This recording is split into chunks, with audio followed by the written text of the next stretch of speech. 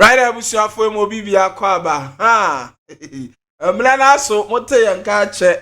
Yakoya 29th. Aha, afi ni yaba. Na kofoku ebo adwuma. Aha, menu kofoku. Uhe MC oye ya. So ni sana the CEO. Aha, Danny boy. Na dodo na edi ne ho ya se duru ba bia papa ne egia yalefo.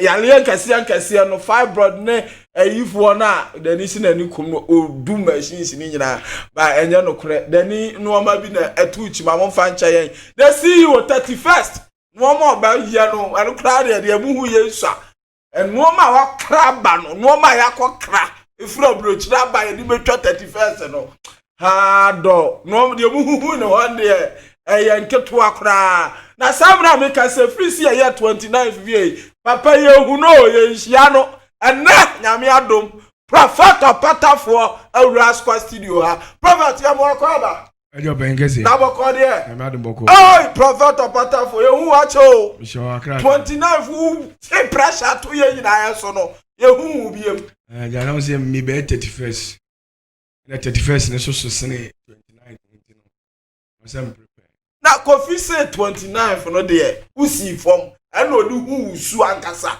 kofumoku wasi no asa ogba onim sanchire na 20 no ba solo ho be ya MC no si na say no pata 40 we dey say 29 in the near day freedom say 31st anu ti adwuma nso ya fa de car to kaso no ma dani akra from brochire abebu ha no wa ba ese wa kubi wa head wa na mani ma brebre kama ya 31st dani no ma na efe na 31st de papa mi nim ya baba na mi nim de 31st ana watcham 30 share be say 31st bia nko so baby sa kana ha brebi ukọ 31st bia fa na onyame nipa ni enya abotre de nsa account hwedi amagie ni se be de nipa abobreduri enso enya abotre de nsa kanyame ma e deliver on free mpokire oha mo so fu bi okro de nsa to so kra na nko aye asem na udia me nwanwa kra me ni dani dwene ho entiase ne se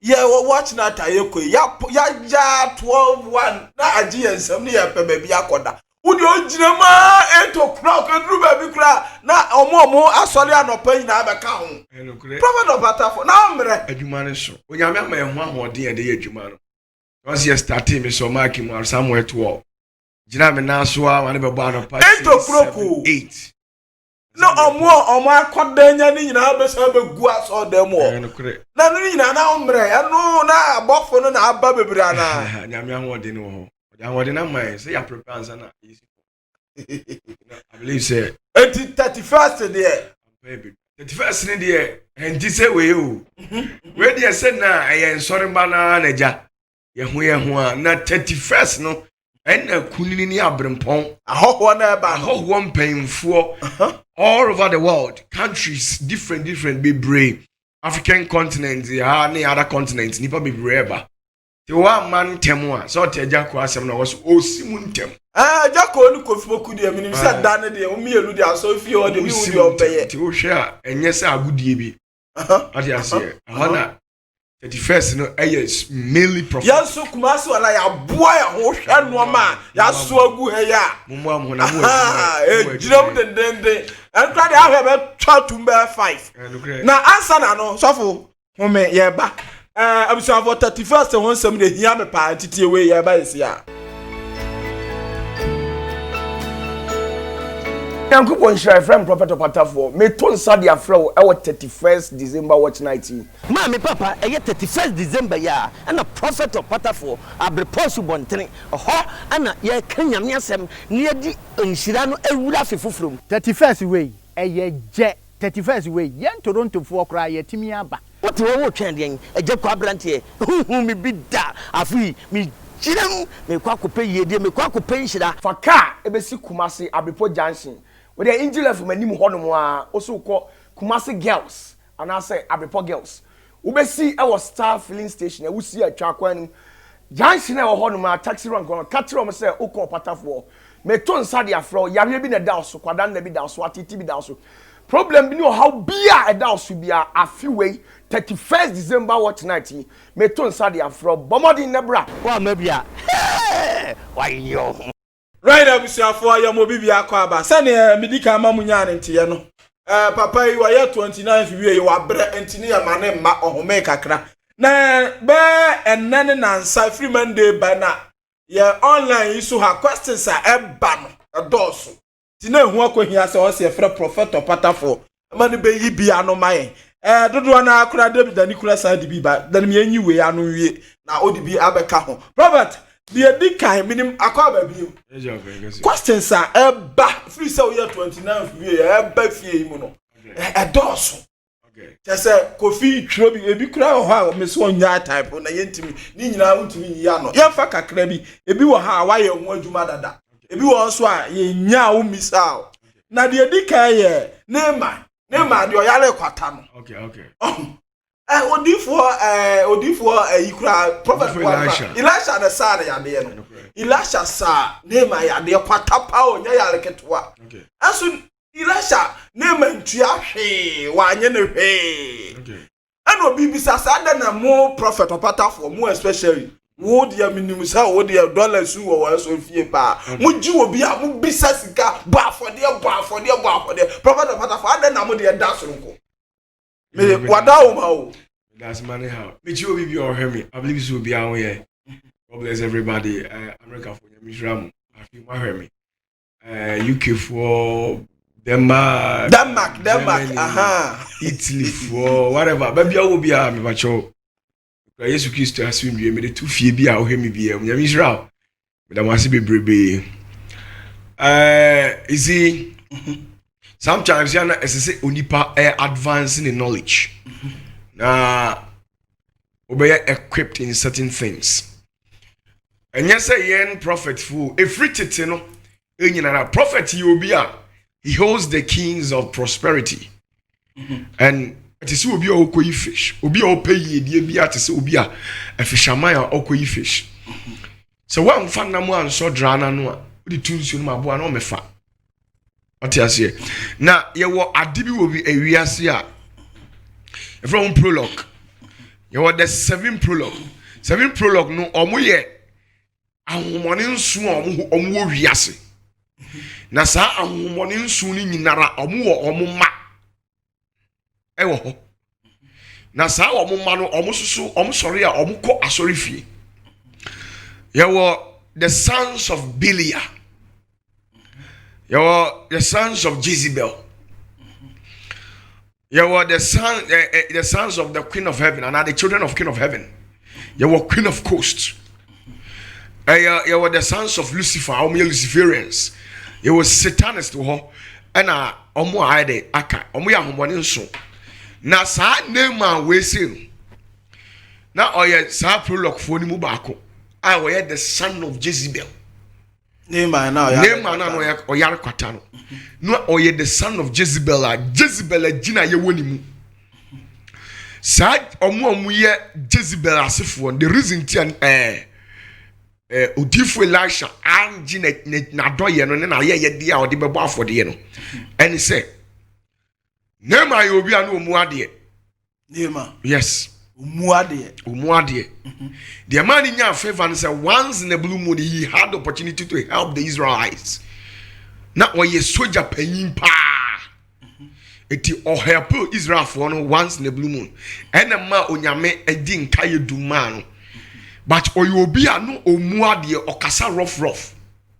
Not necessarily painful. Omuade as person general way. Eti all pay sample no make certain statements we are not highly uncalled for. Osinti onipa bi ni hon mo betimi asam yare. On say kasa on boso. O kasa eyempo atwa. Je kasa. Jezebel man o ye dwe but o mu gu asori fie. O mu ye dwe the sons of Jezebel and the children of Jezebel. O mu ye dwe gasfo o kasa ne boso ye dwesem instead of say bibi kura to na okopam wa bi wo nyame nipa ho no o kasa dweso no de kasa titi ya papa bi asabe eninimu onim me pa ka nti saa Naaman no saa na no wɔte no yɛ the son of Jezebel eti tamwa ɔkɔka kyerɛ ɔhene bi ɛne ɔhene no kyerɛ krataa sɛ ɔmfa nkɔma ɔkɔka kyerɛ Syria ɛna Syria ne kyerɛ krataa sɛ ɔmfa krataa ne nkɔnkɔma Israel hene sɛ Naaman ɛba ɔnsa ne yareɛ na obi a ɔyɛ ɔhene so de ɔbɛyɛ dɛ no ayɛ dɛ wasa ne yareɛ ɛna Israel hene kaa sɛ ɛneɛ sɛ ɔhene wei akyerɛ krataa de aba sɛ me ɔhene somasi me nsa ne yareɛ deɛ then definitely ɔpɛ me ntɔkwa ti Israel hene te saa no ɔtete ne ntuma na saa yɛ ne benabɔ because obi ɔso kro no so ɛbɛsɔre ne so enti odifo Elisha te saa asɛm no ɛna ɔkaa sɛ momma ɔyɛmfa akwara ne mmra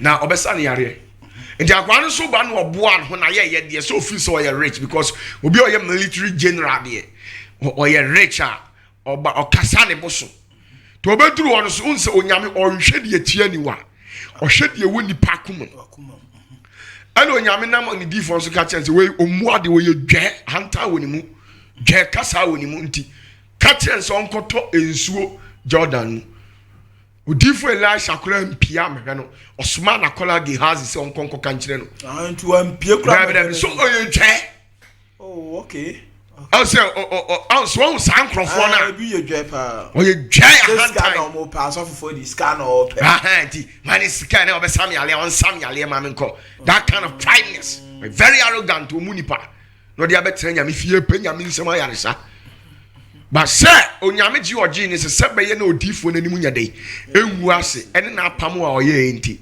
ene nyame nam so onkoto ensuo no mu ha na ne bu afuo kasa kasa ene o se ensuo apape Krampo edan krom eye bigger than ensuo Jordan so twa na mpo ampo ha njade nti na onka anye nka oman ko toni nsuo pape mu e now see Jordan there tinibu fu nti santa na omeji scan no onsa ne yare ma ne nko no akwankyere onsa nko to nsuo no sa 7 days I 7 times na adenti na sese o yes sir so aja say enti sai di panafo de na odi ban say ye gi anhyira nim eye nome yes ye won krofo o ye dwe sankofo no obo afode ma wokura na o sa be gine ba bi di aka sesofo esumesi kura nyam na me ye ni say nyam na me man is ka say me bo afode say kura no watima adam ase watima ye say watima answer that kind of speech and pronouncement and nipa bi make certain statement obi di eye onyankopon oba afode a wode undermine the power and authority of God. He said here abrante ne kokka tru Paul ni Peter am say ene Jesus ka we na ma ye honkonkunu ni bi was go and die with your money because you can't buy the power of the Holy Spirit. Sana name and we no what here we get yon krofo bi o mo ba wanim o man akwankyere so nkoya otimi gire wanim kadwa kasa bi kire wo ye a hantan kasa obi wo betra okra de we osi ye nanim kasa na we are the lifestyle situation why the son of and I said the daughter of Jezebel no dia be wura nyame fie sankofo no omo bear a symbol of the 7 prime curses of God nyame ade no menya toto omo so because of omo suban omo de titi fie what you say you were the sons of Belial man omo ya so odinfo omo muhwe Jezebel fo de omo ye dwe hantan kasa bi wo mu omo ane wo the son of the queen of coast sa queen of coast to asefo no omo na last omo shed that dress say ye kopesofo we ni nada ye koye ni say ye kotwe ha omo ye queen of coast asefo omo yes omo ye sintudi tiefo what you say plan say ye koyi sofo we omo ye queen of coast o ye den asofo we de neti kobeto omo ye the son or the daughter of Jezebel no queen of coast omo no ensu ase hima omo na maame wata ade na gina ye agina wo mumu amama ye tesa ahoro ya kono tata omo kwanchi omo de nam ebi wo mtakere maso no mani kosua so ebi di say Mary Magdalene na oye the daughter of queen of coast Jesus Mary Magdalene it is what in any kosua hwe wa oye den wo bepe no oi say ya una mane o tachu say ya bibi wura o mu ma yes your man bi wo de nsa count ya unya tinka bi wo mu say yes oba so mi mu oba bi unya that kind of romantic touch they are there o prepare free fie no abe yes anya man What you say?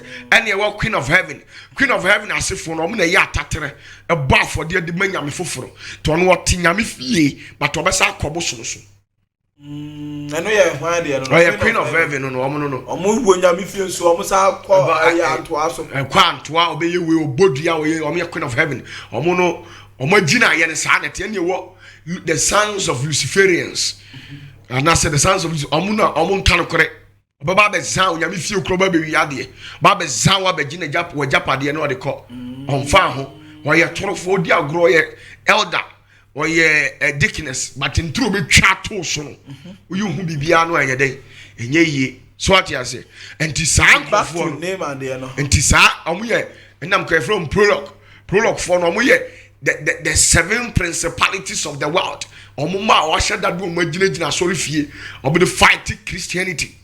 And in Nehemiah be a 2 Kings chapter 5 verse 1 downwards to 27. Yeah, why? 10 Oh no. Oh ye jet. Aye. Okay. Okay. Na Syria ehene sahene. Okay. Nehemiah oh say no ye the military commander na say ne ya ye general. Or ye sahene kesia no ye leader. He was not just an ordinary military man. No yo nipa kese ewo niwura anim tieni o no wanimunyam if we say ono so na awurade nam gi Syria ne so na awurade nam gi Syria and was say okontokwa bi so steady and chantokwa no okon ye no eno na ma nyame di na apam si ho man say waye me papa pen what you say but no oye twa to aso na oyo nipa a oyo domberima a otumi ne ho enso no yare de kwata okay yenu na Syria asafo no mu bi akoto ahye Israel so afa abayo kuma bi Syria fo na okoji wo mo na emu baako akoto ahye abayo bi so mo to no mo na enti wo ye Israel ba no nko ade okopam Syria fo no oje girl no ena manyame de na apam si ho ma okay to aso na osum Nehemiah yere no osum Nehemiah ne sa girl ne sum sa Nehemiah no military commander no ne yere to aso na okachire na wura se sanka mi wura awo odifo a wo Samaria no anim ene anka obesa ne kwata yi o se ema de omuhwiehia etina Nehemiah yere no anim odifo Elisha se sa Samaria ni difo se wonya duru nanim pa mi kunu kwata ne beko now say women of men of such level with the level of their intellectual capability, their criteria and those kind of stuff or more profile society ni mono je kasa utimika said so for me ntimi ma wani mu just for me ma ba fie that me found me be busy pa just oba ansa ankrofo ni su ebi no nine ana okoka kire ni wura se ka kire ni wura se na abayiwa a ofri Israel as so no eka okay Assyria hene no eka se okay konebra na metire Israel hene no enwoma okay na osimu koi okay na ofa gite kese edu ofa sika kese o nye sika ketwa to aso ani sika nyetem na empimsia okay ani ntade nsachra hu edu ekura na akodi sika 60 million 60 million yes yes kaketwa $6,000 who in Ghana what is so $6,000 for the dollar can be always $6,000 and yes you can't get one na kesia na nkasa de $100 million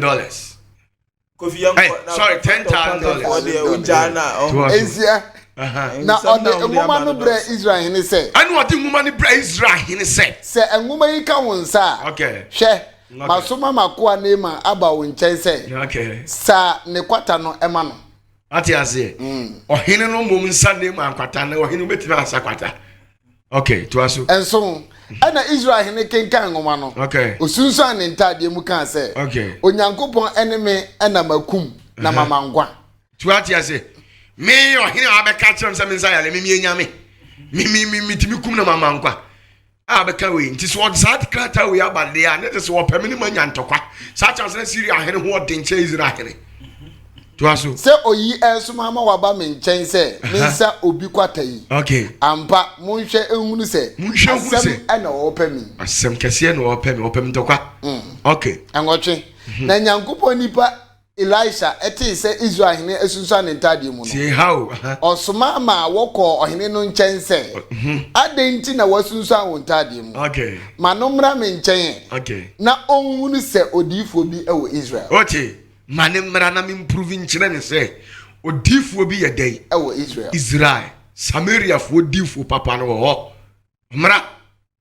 To aso. Enkron. Okay. Ɛna Naaman ɛne napɔnkɔ ɛne ne ntiase nam ɛba bɛgyina Elisha fie pono akyi. Obɛgyina fie anim o. Tuka. Hwɛ sɛ regional minister tuka. Bo patafoɔ sɛ bia bibi hare. Boa me. Ne tie die odiifo no yɛ no. Ɛna Elisha soma ɔbɔfoɔ no ma ne kɔɔ ne nkyɛn. Ɔsoma na kwala Gehazi ma ne kɔɔ ne nkyɛn. Kɔ ne kɔ dware mprɛnso. Kɔka kyerɛ sɛ ɔnkɔ dware nsuo Jordan mu. Ɛwɔ Jordan mu. Na wo ho ɛbɛsane aba. Na wo kwata ne bɛfiri ama efi ne ɛwɔ ho nyinaa bɛkɔ. Ahin. So ye ne sa me ba okufi wo ye ne sa because omu ade nti. Omu ade. Nti no ma ne sa akwa. Just like that. Kono koye sa akwankyere no. Na nka obetumi asa. Na so obi wo ba wani mu ahwe nanim sa no wayi musuo na firi so. Ba oye dwa na koma mu. Prophet of Another in some bow. Yes. That's I Alessandro, you instant one. No, be how to become 40 days. Yes. On Omuadie. Ne kasa, mi upa manim na kasa.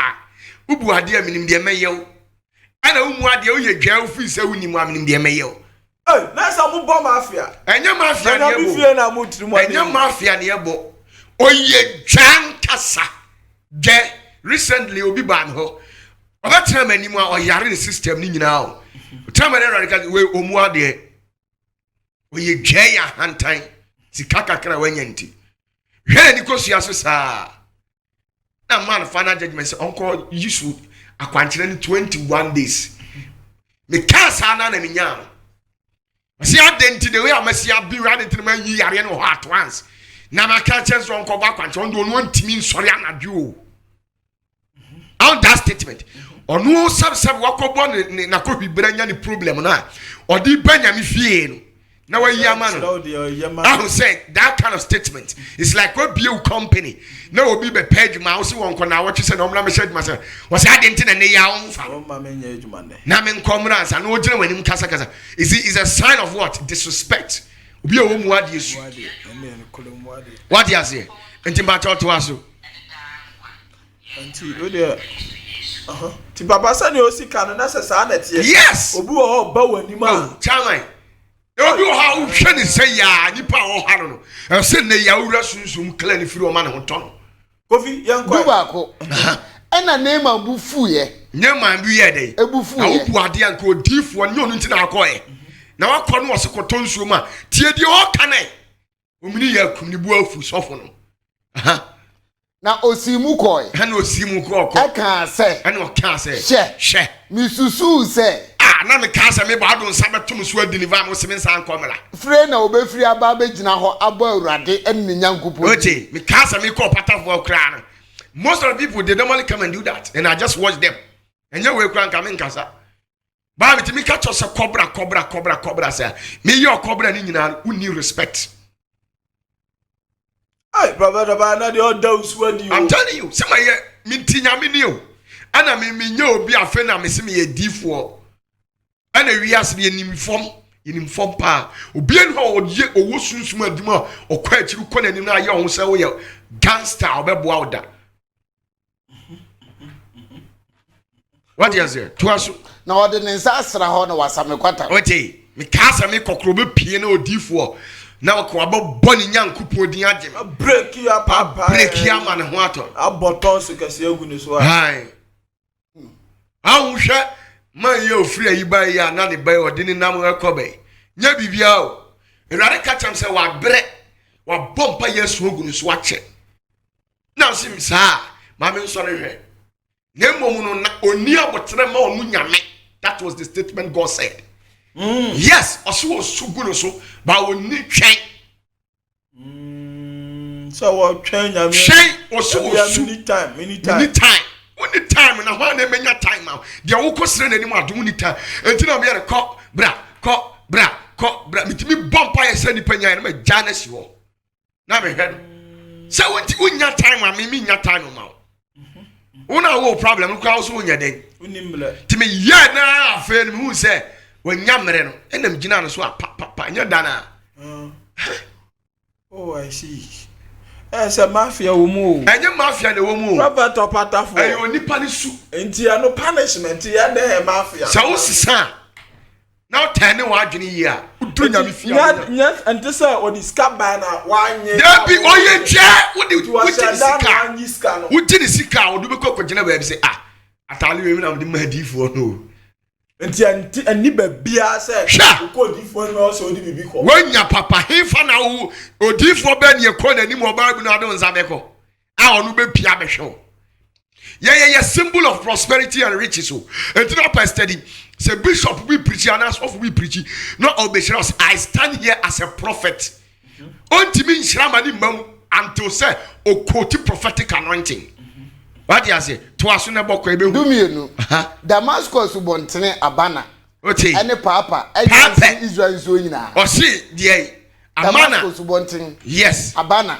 sansu abana ne de papa enye nsini Jordan we ya abenya se me metomu no ene no nso wede asu o twampoa o de ampa I see anka miri nware mu na nka me hu mfia be ga se me metra nsu we mu na odane ne ho de abufuo sim ko no dane ho de de fu chaso traffic of free software e kwa sa fa on se mu no ko e se bitimi fra bro je kwa be di matam wa so efi yes ka adwuma no enka adwuma no una be fa ono media ko obekọ nanu me abeda so ebe se wo sewo ne wasefo prophet Opatafo na unim na wanye mi ayede na unim se ade na okoya ni lucky ni se ni God unse obi o military commander bia wo soldiers we born ho ban emu ba ku na hu nyansa toolful se chamai edu kwa na nko se fa wo dan kura ma na nkan force me de be man wo se no wanje wo hwe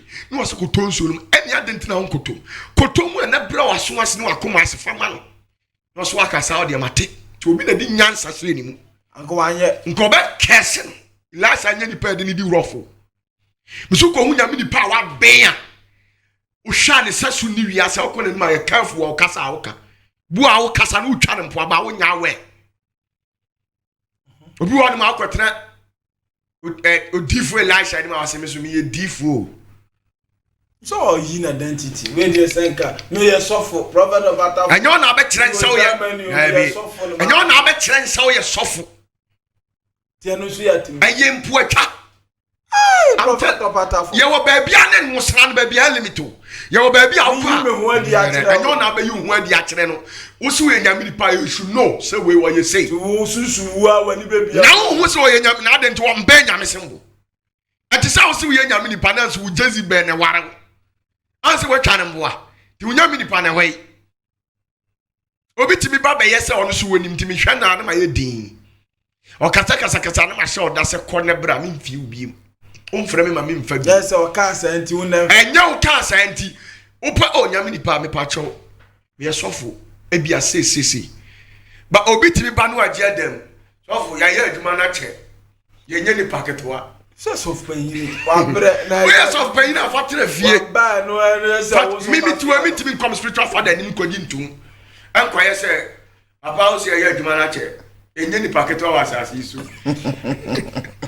a sign of what? Said ye Elisha be ye biara ontimi ni Elijah anya den.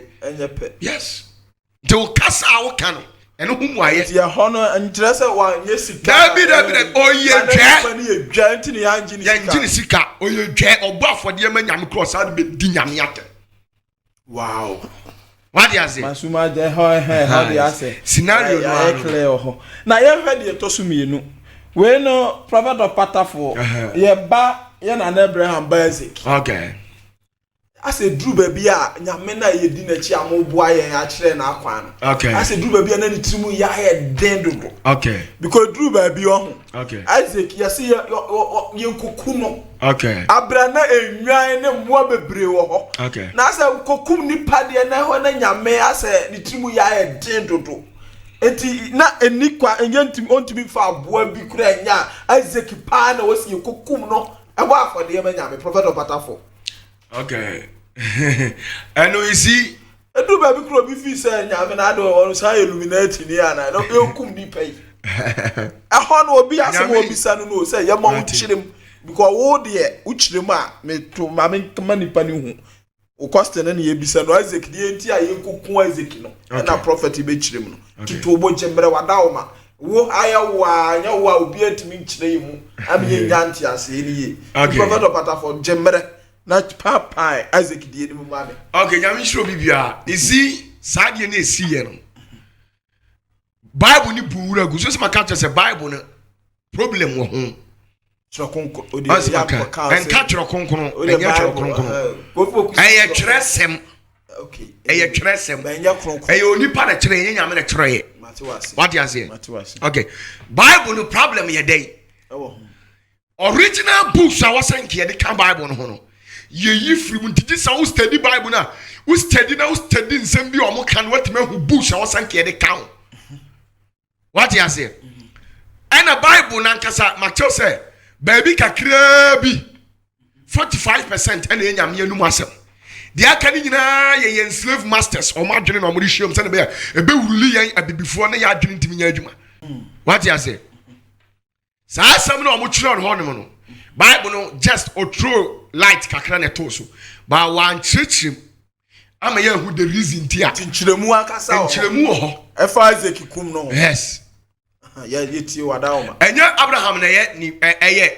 Abraham suban bia na woni mu anenye ye na Abraham no no su osu e o suban bia na enye ye na de asa on trease obi asunye na Abraham susunye yes na o suban bia woni mu enye ana Isaac enso na no ne kopa akwan beso ye obuku bi wo ho a na nka no na wo say ye no Bible na nkasa o mo hyeda na o mo di sie ana o mo yi mu no o mo hyeda twere no kakra na o mo di nipa de kan no mo ye no Bible no mato ogu so a mo kenka no ndi sa buku ni sa o kenkan a de ntia e ma ye kas ye mfa Isaac nkoba for de ni say Isaac nya mfie 37 years no e ya no mo say Isaac ni osa and your car say young fan come out for you. No, I mean, when you're 37 years. Hey, and I'm here, Cocono. 37 years. And your babu in here, and they're okay there. And no cranoma this year. 37 years. The time when you're 37 years, no. Now, Abraham. Akoni ba Ishmael ho. The first wife no warrior. Now, our really nya war papa, in Freude. Nti Abraham kogu aware no to gogu aware no oba afie no kogu Isaac awale e da bi Ishmael aware to kogu Ishmael aware nso oni Ishmael kotena for 26 years yana na Abraham ni Ishmael kotena for 26 years prophet Patafo yes at the time wa oni kotena obaye no na se Ishmael de ne yire ne ma anso ba chia dey Obapa. What you say? Enti obaye no. Ana Ishmael ni Isaac ati wo mo te senka woni afiri baabi aba. Ana o makogire baabi no mo di nkomo. Ana Ishmael ko champo a kire Isaac say, "Me de efrim me mofrase tama me wo mfie dumiensa. Ana me hunu onyankopon akwan agija na akwan. Na masom no sa bepim sa mre. Me mfiri nyame na ase da." Ishmael ka sa statement no.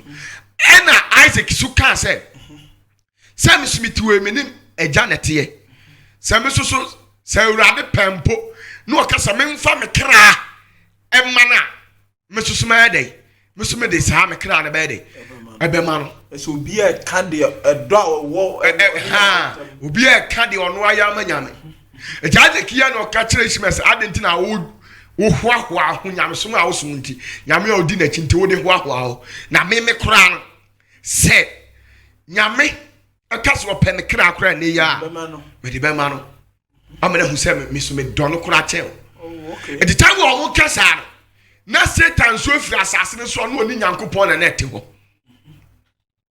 Satan ne nyame ma hia omo ye meeting ti said ye okro nyame hɔ a say Job na esa Dabi the odidi Abraham kura ye odinka di Abraham ansa na odidi be di Job sa yes enti na Bible say hwewa no kasa yie enko kasa mu a wontimi pay price Jesus asem bi abeka bi asa so do nyame a so ma dia about charge yes you be board charge the asem Isaac kan ene omudi e board ni charge Satan di board ni charge sasa sometimes Abraham mistake wa ye ni say nyankopon hira na mana nya honya de bebre but no mfa bi mu afode ma nyame na Abraham yes ono no ma afode mo bi mu afode hira na nyame hira no yes no mfa bi mu afode ma nyame enti ye ho no ana bonsam ka kire Awurade sɛ awu hira wa hira Abraham na nya bibi nti na odi wachi opa and request bibia ne ba Isaac no sɛ Isaac so sɛ obedi wachi ɛna sa na tie dia so Isaac hwɛ na fan ka kire Abraham so sɛ ɔmfa ne ba no ɛmo afɔde ɛma yɛ nhwɛ so ati ase na so otimi di ba afɔde dia na ne kyɛ sɛ Abraham ɔyɛ dai ɔdɔ wampa na ne obetimi di na hunyade na wanya ne bisu ayɛ dai abɔ afɔde ayɛ dai ɛde ama wo enti mo nsam ka sa na nyame gitum sɛ de ɔwo kan so yɛ point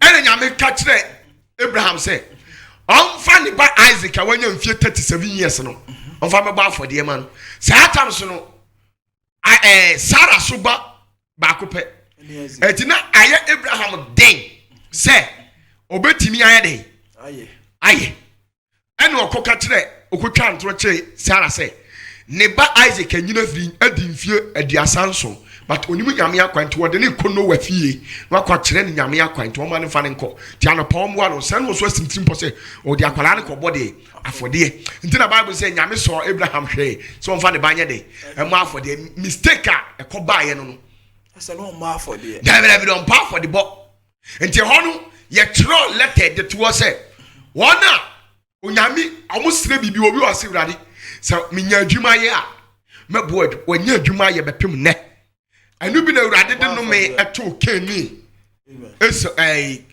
Cain ɛne Abel ntem if say Cain wosi wo yɛ adwuma a wo de first seed bɛma nyame wonyae no wamfa ama no di nka ko twa bɔde no hwe edidi bɔde ampɛsie bi asoso ansa na ko twa bi di akoma nyame ɛna Abel de ɔde ne first afɔde no koma nyame sankofo ni bebre wɔ hɔ ne ho kyire na ano ahyɛ bɔ kakraka onya ɔse ne bills ɛda no so iwe yɛ titi firim na ɛdɛ asa sankofo ni nyinaa no yɛ de krata to hɔ a yɛ kyerɛ ɔmo sɛ sankofo yɛ ntwa ɔmo asumfiri nyame ahine mfie num yes Bible na eka hwɛ na wonim nneɛma a yɛdilite free Bible a yɛmfa nka nkyerɛ mo sɛ nyame boa me na asim ye na me toto no ma ɛnyɛ ha na yɛkɔ ho a me kametimi akoto quotation mako 10 kyerɛ book a wɔsɛnka yɛde tworo ka Bible no ho a nipa mfa nka ho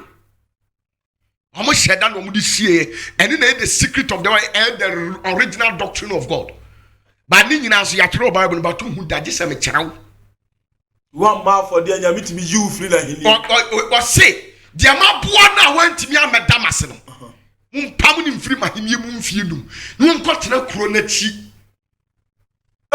awo tronim papa ye ne ewie na we dey say ne asam na akɔfa ɛnu ntina so wo de tie obi atwame a obi a na wɔpa adwuma ayɛ a onya adwuma yɛ wontimi na nyame ase no adwuma na ɔyɛ no wɔ ha obenya problems wo enye successful man da ewo mu a bo sana problem akanta etimi wo mu ama adwuma no kora no esa free ne nsa ne wasa akɔ back to square one ni tibi ada da rim now say bere boa no ho ene ya enya mu a obua o nyankopon hwɛ sɛ waba afɔde 1 million dollars na kadam so me ko ka mi bia mi ba oh yes wo ko ka so wouldn't can satisfy yourself before nyame arentina wo pem one day wo ankasa ho amwa ba wo nya amwa ni we you are satisfying yourself before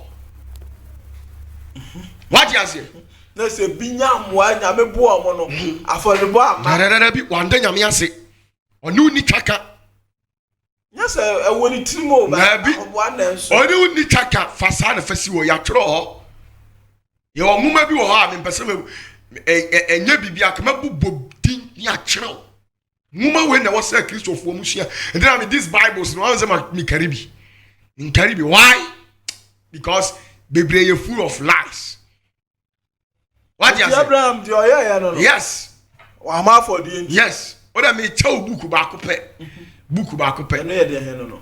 Ye free book bi wo wi ase. Fitro mame edin no the same prophet. Enkofo ye hwe mi. Wo de atro ba wadawo ma. Wo be boa no aboa ye preko. Wadawo ma. Omo mo hwe mi.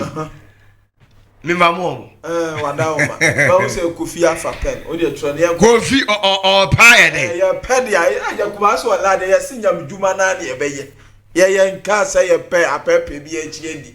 Ye de nyam djuma na. Na ne ma asem ko dware mu. Ye nye on de so nim de okeka. Kofi me mpasa abaye sa se opatafo. Ya hwe code bi o Bible no. 2 Samuel. Kofi Afapen na we Obi 2 Samuel no. Be chapter 1. We be ho. Chapter 13. Kan brofo na mkire wade be free book bi. The book of Jasher. The book of the Jasher. Yes. Bible kan ho asem but o ma sheda na obi anim. Asofo bebre gura anim. Okay, kan Jasher chapter 22 verse 41 down sir. Hona bo musa story no. De kwan ya me kesi wi ase osem ma ne nkan edum. Omo a me bu omo ni nkan na mo pam omo. Na mo sanfo ha no nkan omo mo nkotena baby. 2 Samuel Chapter 1 verse 13. And David said unto the young man. And David said unto the young man That told him. Whence art thou? Whence art thou? And he answered. I am the son of a stranger. Listen, I am a son of a stranger. An Amalekite. And David said unto him. How wast thou not afraid to stretch forth thy hand to destroy the Lord's anointed? Okay, what kind 13? 14 am again. Debbie, 2 Samuel chapter 1 verse 13. And David said, Joshua chapter 10 verse number 13. Joshua 10 verse 13. Yeah. And the sun stood still. Okay. And the what? The sun stood still. The sun stood what? Still. And what happened? And the moon stayed. Until the people had avenged themselves upon their enemies. Okay. Is not this written in the book of Jasher? Listen. The book of what? Jasher. The book of Jasher na way. Listen, the book of them. Jasher. And the sun stood still. And the moon stayed. Until the people had avenged themselves upon their enemies. Okay. Is it not this written in the book of Jasher? Is this not written in the book of what? Jasher. The book of what? Jasher. The book of Jasher na way. Odi for Joshua na account. Osi ya tiro se na wi alo book ni bi book na way. Metima ko to quotation bebrebe ya tire mo books bebre a ya tiro no Bible no but man van down. Way back on the book of Jasher. Okay, the book of Jasher chapter 22 verse 41 down was a bit chiro. What do you say? Yes, Abraham suba all ma for the nyame Satan did not go born kwadu. Emre Oh, I see. But what do you say? Joshua chapter say no 10 verse 13. Verse 13. Prophet of Patafo. That's a sa bua nyame bua usu ye no wa me bo ho for there. Yes I do go. Pa free na hinim. Say no ntina Yesu bu so say. To wo ma me sa o mo yale no ba ko pe na ye dey. E ba yo mo amaka ne we. Ankasa ba san ko fu no ma kasa no nya nkwaje. So yes how yale kro ntima na nyame ase. Oni bi na nyame ase. Wa humbu ebu omo. Prophet anya se bi abo apa yo. Na be na apese unya $1 million na utu ahwe bi obenya no wawu. Ahobo a Unya $1,000 ansa na obenya nyame ase won. Eh bete unya bidjuma. Wow. Nti original doctrine I was saying here ka ho. The book of what? Jasher ni Jasher. The book of what? Jasher. Sa books ni nyina bi o. Papa me wo bi wo kra me wo kakraka me wo book bi kra no bofo na two free so de man no yan fam e friend me sota. Wow. Yeah. And I was so who we are seeing me family, but this will be a penam de amano. Nti Abraham de no sada koye na Isaac so de na no koka se Isaac koka se opa ye de no gba for de kra manyame ya ope. Nti na se abasa ade ane kokko wumi ewe. Nkonkon ye na Satan tire. Nti na se nyame na ntimu ade. Ade onipa de na no beka no. Unya adwuma nya ya o se menya adwuma mebo nyame adwuma na nyame hye dade just $500 so hell. Sign na ko nyame fie. Uni ni nyina. Say so light base aba. O dan cast me boa. Etutu ada kan wie na wi na nya ayi no. Dan kan asa pesika yere. Ama. Ensa me gina say urade. We dey abusu ye be. Ya na o mfi ukura. O mfi. Na me no wa wie. Na ukokomfo ho bobosom wo say ukum nipa we ma anto ho di ni bodua na wankoda se onkum. Obesa de wa. Sa na nyame sutie. Nyame de onkum but odo obekọ. E depend di obeya onkum. So ka de abro. So no cloth mi kum. Na ho na kum oti asema okan. Oti asema Israel hene ne kan no. Osimi ye nyame de okum ni de o mankwa. Prophet, yon to aso na nsam ne dɔɔso. De aka ne ye issues amanfo de aba. E fa na akoye direction visions. What is say? Ana omo de aba prophet wa ba wie ayi Isaac de jemra na yi we so anu mai. Obi de buy. They answer no ya o say obenya vision obeso dae na wo yi fish o che fish free nsuo and we ya na kire say prophet of Patafo adawo ba why sunsun agya ide. Okay.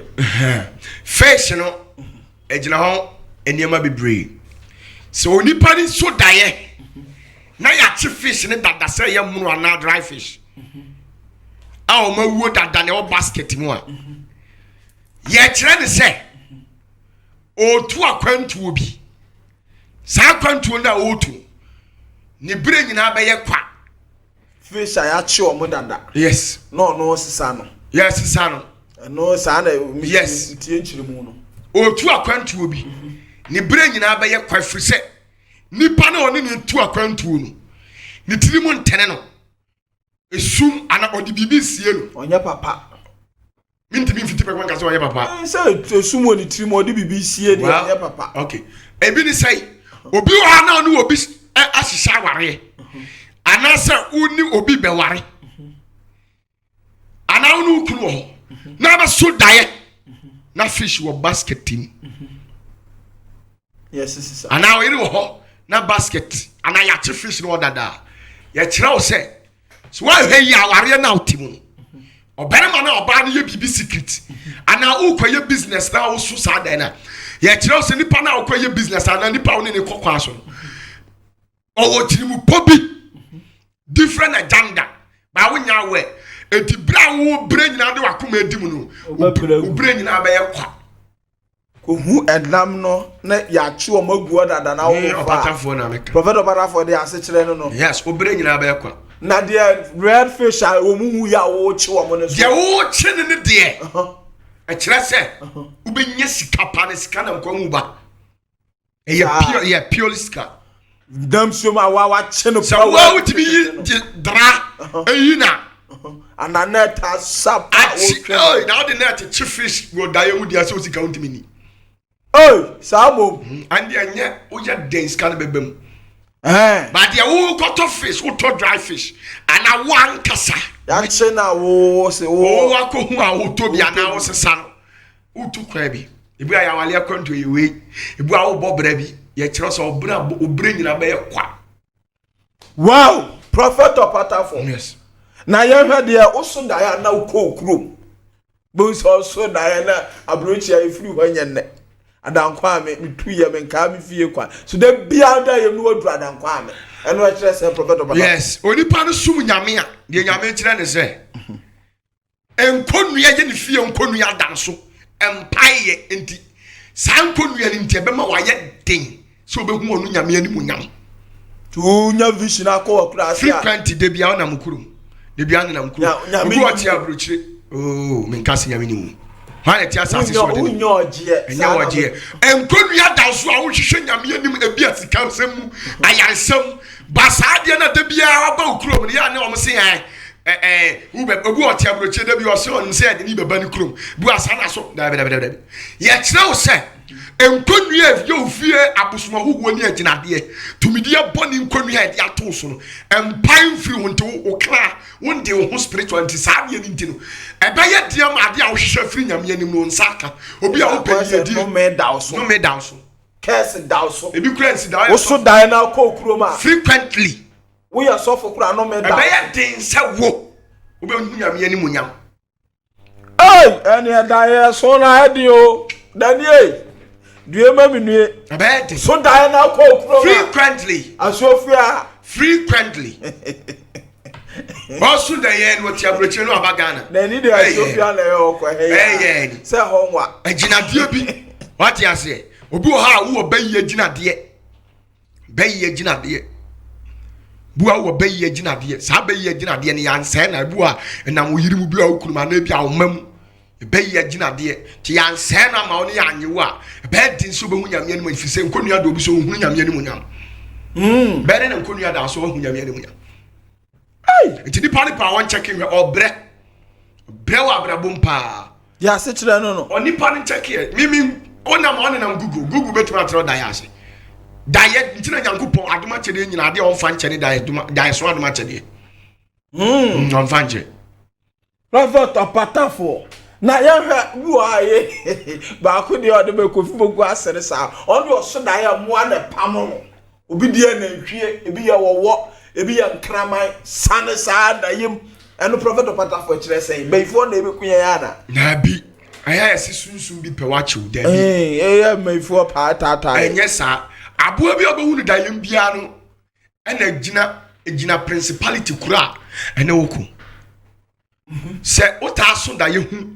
abo e friend se wo wa onioma obeye bia no problem be ba ho especially with the nioma crazy nsuo so shepo a ukotema habot okoyi or takrari abana whatever problem be ba ho problem se problem se nioma ntimi yira aban ntimi de nsa to so nioma ntimi yira wo nsuo so utahu wo wa sa wo yesi kasam bia de bia ensiaga wo abo dintia ifri se we all serpent we otuase dada okura yedie na opra yedie di soa ne principalities di kokura hom eso mbo mo mfaso Isaiah 30 verse 6 bionam tirade won ehu nantwie no higher principality yo ye sofu asori na wo ye no utahu nantwie ade ade a wo ma na obi wo ye ordinary person abrabo na wo bo nantwie no ne dia ne se yedie ba no apim na to agu nso okura horn too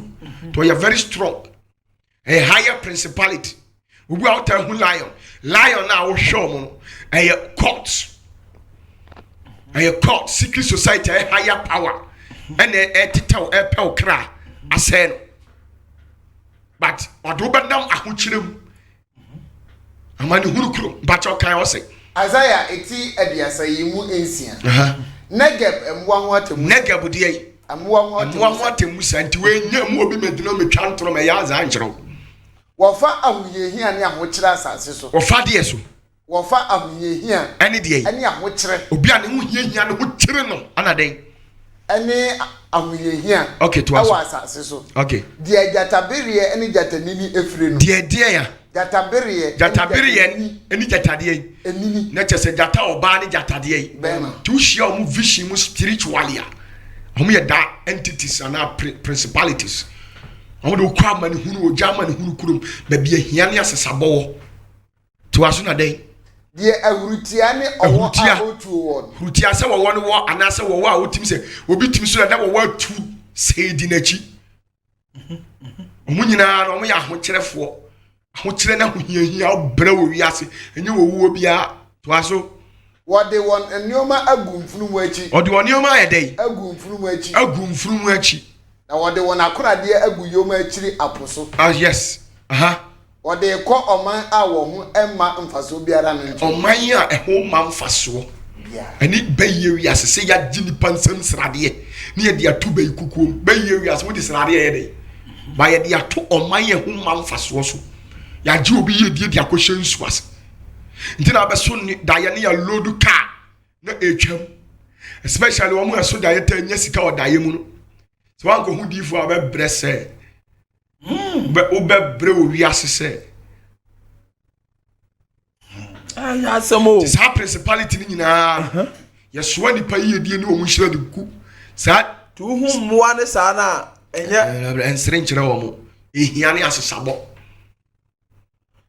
prophet Kofi Poku die ni we dey on wa tro bantam kora okay o say obu ha obenya vision na obi aba po aba shows so it's a sex no wa da be swallow box e mu nyina ese ne yeke okay eno e die no ebi say promise and faith Kofi dey hia no pa no di ka tro bra me okay so obi no beda enya nna bia na ye spiritual marriage sa yeah what you say enya nna bia obi no dada yim na church spiritual marriage I was you educating the pa but so now match abo ama the issue is obi o ha o ya berima o sperm duct baby a obema ho nsu ye kokora no se eyema o se ebuso na adwena o se ebuso yes unam se ya bede na sebe ebuso ana se sperm cell apie bi se berima bema yetin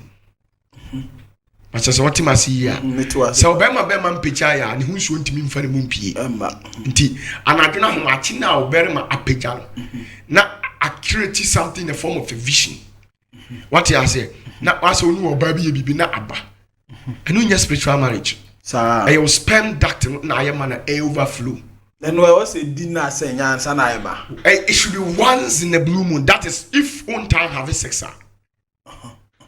na obi a wota have sex na you say jima cha na na say sa de ne taba so de a ene wo spiritual marriage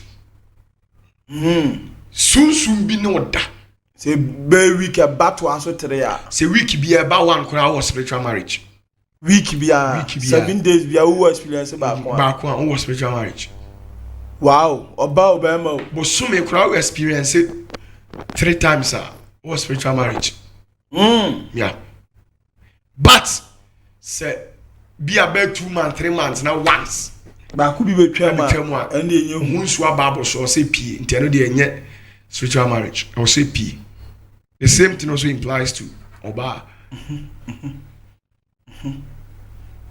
nti de hu ne da bia de enye de no hu susanso ene de and de e hu susanso 97 you go out yourself for soon be no da se be do hu nsu be ye gina na de afa wanim just for you to be remain powerless ma onya den hu nyame ko e bi kura nsi da se obo hu nyame na o de frasa asiso una na mu di genesis na bre se o mo sunsu bi no o da ye obi ani hu nyame ti na adwene na o di so we wa adwene any incrofo inspirational messages na be take be from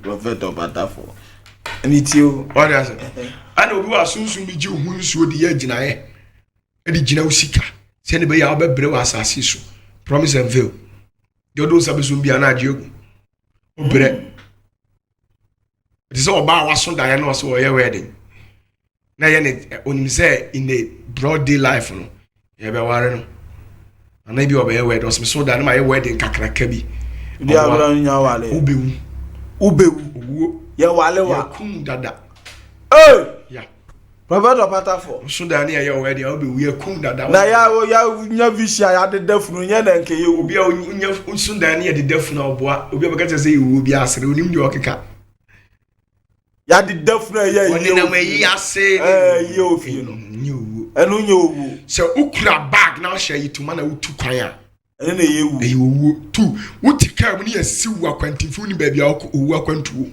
but uwe yi ase ana efunu da ho ne sane na bag nkurawa ene owu enu ye den eye ni chromatics me eye asesabo ahokire to mo pa mo maso da ye ne sane ma no ehun samanfo ne sane ma no mo check se o mawu a ahokire nko a ska bi beto nzam bi nyina munue ma munue na ya hwa obi wa ne nsam ne nem ye kakra bi na ene here saa dwisa ebi du omo na twi form says ye twi no bat house no eno e den ya prophet Obatafo ya na bisi ye nhira bato bi okasa bia ye draw ya se ya bold ye be chewa de ntini nsam ye hene sikito wo ni se ofia ba ifu didi wo nsam baby edru no. Oh yes. Onipa bi nsem ya ni bia bi Psalm 22 verse 16 omo dane moa omo tafere nsem ti nsem saade ya no omo didi no. Kofi. Yeah, nice. When you see a Bobby D brave dollars bi. Ambo.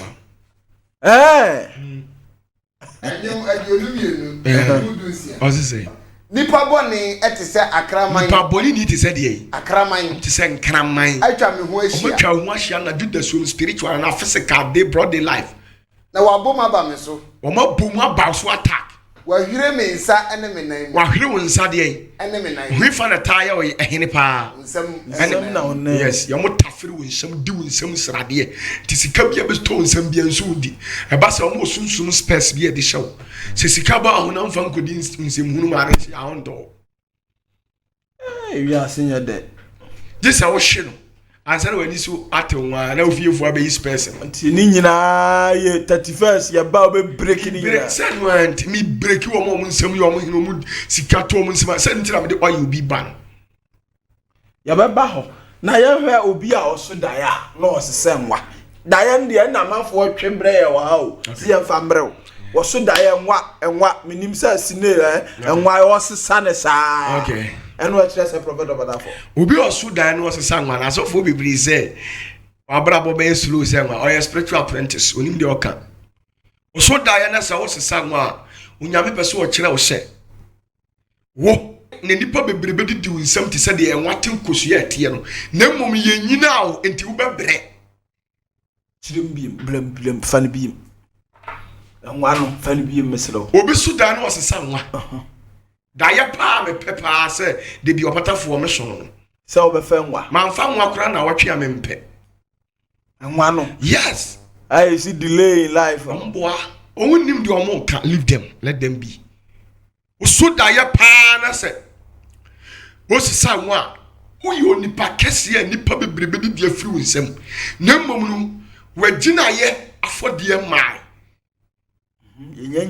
yenya nyina wa abrabom nti woni abrabom nyina so nti wobebre pai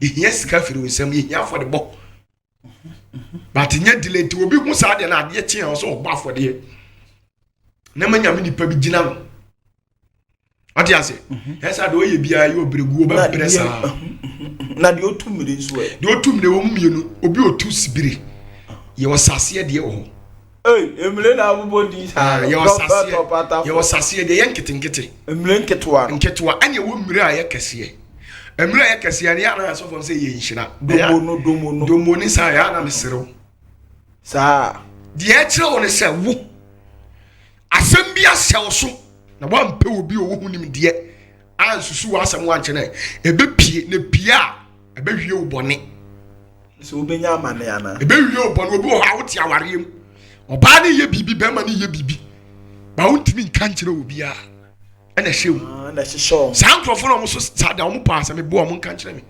omo wate bia bi mu omo di hu yaw but omo ntimi nka se wa nka epie ti se de epie na obi ebe di unya na di udem unya vision na otumre ade ya kire no problem no problem no sankrofo ni me nka de obi kan me ka de frustration janyankopon nsem okay nkan jasha na obaka chi David say urade matena Yesu ache matumira emire ya che asam na sem so ache asem kras wache which means some shashaho asam shaho ba wontimi nka Ye listen them who say more print for fraba but papa no so mre na yemre but answer na no prophet of Patafo who saman swear tumu so na nabi owu dada no hia okona bi no be didi bi kura no ba sere bi be twa hag and what say prophet of Patafo you also that you huni mame it shouldn't be frequent if it becomes frequenter say e be frequenter say ni pan sika hia da so who samai wo da frequent nti omo pa omo hweme no obeso da na o ma me bia be ka cho se me di sika kokko ahye ha o papa bi di se me di sika kokko bia ide good omo ja to yes sai ni pa ya na ye ne say yedie ni wakọ malam ne akonfo ne yezan ne jiska ba onimu nyame kire ne say sasa mana wa hunu no oye necromantic spirit na gina de efi leviathan mu ye abofo hu na nipa no efiefo edi agina ye sikahye agina ye di nachi ti sawo na obehu no oye necromantic spirit am free to me anyo ono ba spirit bo efe nseberus ona di ni identity abechiro enti nso be di eche se ukoboka kopesa gold no be ya unya da e be ju sika di aje sika be hyesa obe fama ni bebrebe sa nipa no mo hwem nyina pa mo enje se meboa wa so da ama ne na man gold but gold ne ye de fa die mu nti die na akofa mu no kofa jani ama ne gold aho kirem ye wadia apatafo ye wadia ye mam what you say okay sanity prophet enti dia mabu boss kofi me fanto papa no mre na ene hu se kakra bi yam wano 31st dudu na e ba no amani hunu we nya ya boss da e we nyina 31st obey ni nyina ho 31st do ama bi oya no secret wo mu no prophet apatafo because enipa mebre bebre sum nyame batom nim nyame akwan bebre sum de nyame batom nim nyame akwan 31st for how ni day bi a waso on tiase o mebu sam 31st on sam ni sofo am ye program ma obi a chance question bi a obi a no achi daddy questions from all angles and me obi say o ya de o question ho na bi a obi oba ma sori bi a o day bi na waso on tiase bra mebu sam e kire wase 31st ba bia ko bi a jai ko na bra afesusu mi pa chokwesi adawe na me bom afode no Sunday be ya ko check date ni mame eti afide 15th 15th afimu die afimu na afode nyina afimu nyina studio akamu adansi die bebrebe nyina ho afode bra omra me ba afode mo nya me adwuma and the question there how be edwe see next year we want to move to another level say nyame nam yensa so mani pa bi so tedie omonyasem I was a basis nyina will be cast na will be na betim aboya echeye bi say ya no pata for me to you ye nyame enam yeso anya bi a ye di pop into the kingdom of God obi wo hono mu anya sa koka nyame asema kire no on sachiro o sachira badu bedi yes konede nyina yeso na ba beda obi oba ma asori bi enim se de misupan city waji na wie nji se bi asabo ni dwetiri mana konma ani so ni Kristo sum papa de to de bi na se ya nkura ko to dwem na wante ma amoa ya ebe tin adwuma no be din amai ntimi sro afimu afodie nyina ne aseda mo nyame na me so ayo bibia ma mo pesa mbeda nyame ase nyina mesra mo ye ba afodie bra ba boa bi bra ne ba boa bi me namba no me ankasa me namba no me a patafo namba no bo modern efa say a wave no na ye wave mobile money bo modern mo amaboa me free afimu chance be pim sa me wadi machi be 2-3 years now on fifre hard earn money. I really appreciate it.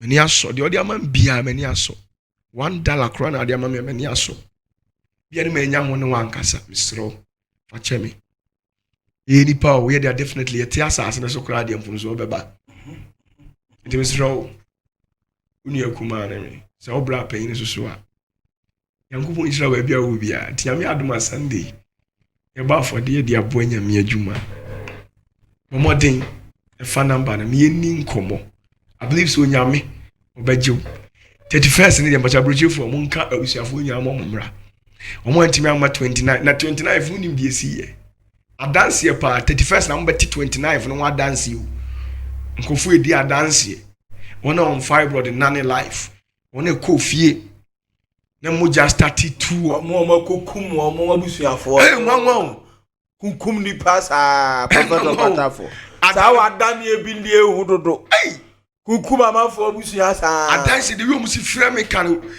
just say adini dia nwanwa say unse ye gbadan ni kwesi menda sa de eche me kwesi adana no obi de ko no obi de nipa basics Hey! waiting. Ababa ba ko obeda ase ye betwa 29.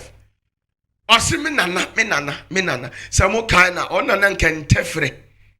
Ebi ekoka no. Se ne ye fiefo. Ona nana wu. Ye ba yi ni ma no ayi no. Memenda no. Kwasi ada no nana na mi na hwekum. Hey! Yes no. Nwa awo ba ko ne ma mi nua na ye no. Osa ma ni sika o. Wasori ana pagina kwanwa aka atwa fa no so. Asem. Enti 31st dia dane bo no bebo bi. Ye oha no wanhu a honto. Bidamu ase ti mi pa cho. Eskafo amudi machi nyina emre du se mo boa me. Eye kosia dan nyina obi amfa na fo de bomra. Misrem obi amfa na fo de bomra. Right, Musiafo ye de besia. Yesu e ba boy de. Wo musa dani akofo machines. Bu power for 31st. Na 31st kuma se online. Mo de mo hweye no ma ba ye. Kuma se ha. Mo ambe humi. Mo te Kofi Pokunka. Me aminu ya se ba ko ka de enke na wo mu na kusu. Sana the CEO. Danny boy. Onzo te ha. Ye de besi ha me do bibia ase me di o se Kofi. Mo ma bye. Orafo Nyankopɔ Israel. E fra me prophet Patafo. Orafo Trane say. Nyamsom aye papa ne say. Ekohwe kunafo ni nyanka. Ni santi the entire administration of Kumasi Online TV akabom 28 December ya ebe omni King Jesus Charity Home ekoto nsa edidi na omaye mofra na ye isanse so oma abofra anase oma janka baako esere a eye nhira pempem ne dane ehan etu anim afebo unim die nan kwamu a ebeto ana unim die beto ama wo soso akoka wo baby isranti ye to nsa de afro ewa ahunya die mu unyansa mu kasa mu ahudie mu ani usikam se bibi biara obetimi dia support Kumasi Online TV na ye de yakọ King Jesus Charity Home eye 28 samre ya number no ene gu ase ho we dey ofra eba general manager ho straight CEO straight bomodin na fa number no we dey from ba ko pe fra kra na untimi mfra bomodin na e WhatsApp no kakra bia ensa na on be gin so no madi ho adanse ana ho no kore e dey ama bibia di babia e dey cooking Jesus na e dey akoboa mofra no e dey boa won school hwem won adidie mu won adi free won ayaresam ifin say ejanka ne maame we ne papa ne we me no mienu ene sase e boa nanso enam say obakufu ansa ansu nyame ani katantintin ne eto nsa de afro no